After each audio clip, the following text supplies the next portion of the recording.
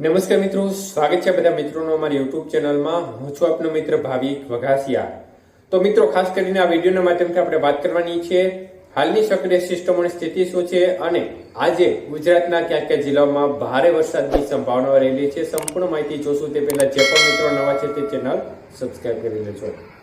તો મિત્રો, સિસ્ટમની સ્થિતિ જોવા જઈએ તો જે ગઈકાલે લો પ્રેશર સિસ્ટમ હતી તે વધુ મજબૂત થઈ ગઈ છે અને ડિપ્રેશનમાં ફેરવાઈ ગઈ છે. સિસ્ટમ હાલ ઝારખંડ અને તેની આજુબાજુના વિસ્તારમાં જોવા મળી રહી છે. વધુ આગળ હજી વધી નથી. ગઈકાલની એ જગ્યાથી થોડી આગળ વધી છે અને ખૂબ જ ધીમી ગતિ આગળ વધી રહી છે આ સિસ્ટમ. તો એક સાયક્લોનિક સર્ક્યુલેશન સિસ્ટમ રાજસ્થાનના ભાગો નજીક જોવા મળી રહ્યું છે. ચોમાસું ધરી છે તે રાજસ્થાનના બિકાનેરથી પસાર થઈ જયપુર, સતના અને ત્યારબાદ જે ડિપ્રેશન સેન્ટર છે તેના ભાગો પરથી પસાર થઈને બંગાળની ખાડીના ભાગો સુધી જઈ રહી છે. ઓફશોર ટ્રોપ છે તે દક્ષિણ ગુજરાતથી કેરાલા સુધી સક્રિય જોવા મળી રહ્યો છે.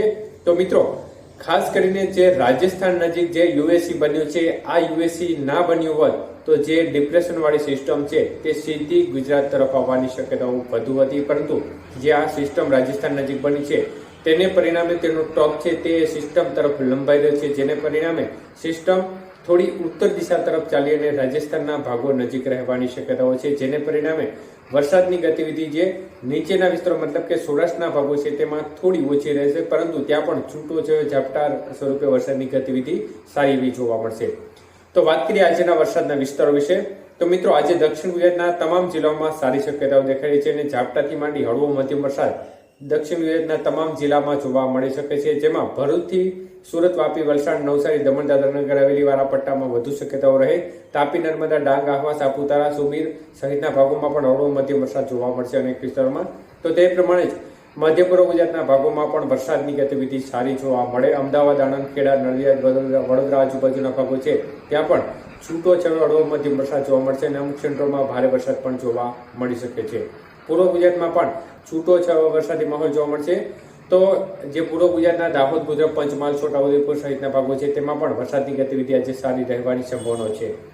સૌરાષ્ટ્રની વાત કરીએ તો સૌરાષ્ટ્રના ભાગોમાં આજે ખાસ કરીને પૂર્વ સૌરાષ્ટ્રના ભાગો છે અને ઉત્તર સૌરાષ્ટ્રના ભાગો છે, જેમાં મોરબી, સુરેન્દ્રનગર જિલ્લાના ભાગો છે, બોટાદ જિલ્લો છે, આ ભાગોમાં છૂટો છે વરસાદી માહોલ જોવા મળે અને બાકીના સૌરાષ્ટ્રના ભાગોમાં હળવા મધ્યમ રેડા ઝાપટા સ્વરૂપે વરસાદની ગતિવિધિ જોવા મળે. ખાસ કરીને મહુવા, ગીર સોમનાથ આજુબાજુ થોડી વરસાદની ગતિવિધિ જોવા મળી શકે છે. બાકીના વિસ્તારમાં ઝાપટા સ્વરૂપે વરસાદની ગતિવિધિ જોવા મળે. ઉત્તર ગુજરાતના ભાગોની વાત કરીએ તો ઉત્તર ગુજરાતના ભાગોમાં આજે બોર્ડર કાંઠાના જે રાજસ્થાનના ભાગો છે, જેમાં બનાસકાંઠા, સાબરકાંઠા, મોડાસા, અરવલ્લી, ખેડ બ્રહ્મા, ઈડર, અંબાજી સહિતના ભાગો છે તેમાં હળવો મધ્યમથી અમુક ક્ષેત્રોમાં ભારે વરસાદની શક્યતાઓ છે. તો મહેસાણા, પાટણ, રાધનપુર સહિતના ભાગો છે તેમાં પણ ડીસા સહિતના ભાગોમાં પણ હળવો મધ્યમ વરસાદ અને અમુક ક્ષેત્રોમાં ભારે વરસાદની સંભાવનાઓ આવતી 24 કલાકની અંદર દેખાઈ રહી છે. તો એકંદરે સૌથી વધુ લાભ આજે ઉત્તર ગુજરાતના ભાગોને મળવાની શક્યતાઓ છે. તો કચ્છના ભાગોમાં પણ વરસાદની ગતિવિધિ સારી રહેશે. પૂર્વ કચ્છ અને ઉત્તર કચ્છના ભાગો છે, જેમાં રાપર, ભચાઉ, ખાવડા, ગાંધીધામ, અંજાર, ભુજ સહિતના ભાગો છે તેમાં હળવો મધ્યમ વરસાદ ચાલુ થઈ જશે અને જે બાકીના કચ્છના ભાગો છે તેમાં પણ રેડા ઝાપટા સ્વરૂપે વરસાદની ગતિવિધિ વધશે અને રાત્રિથી વરસાદના વિસ્તારમાં હજી પણ થોડો વધારો થવાની શક્યતાઓ છે. કચ્છના ભાગોમાં પણ વરસાદની ગતિવિધિ વધશે. તો આ સિસ્ટમ છે જે રાજસ્થાન વાળી સિસ્ટમ છે તે ક્રમશઃ પાકિસ્તાનના નજીકના ભાગો પરથી ફરી નીચે આવી અને અરબી સમુદ્ર નજીક જવાની શક્યતાઓને પગલે કચ્છના ભાગો અને ઉત્તર ગુજરાતના ભાગોમાં ભારે અમુક ક્ષેત્રોમાં અતિ ભારે વરસાદ પણ જોવા મળશે. પરંતુ કચ્છના ભાગોને આ સિસ્ટમ એક પ્રકારે ભરપૂર વરસાદનો લાભ આપે તે પ્રકારની શક્યતાઓ દેખાય છે.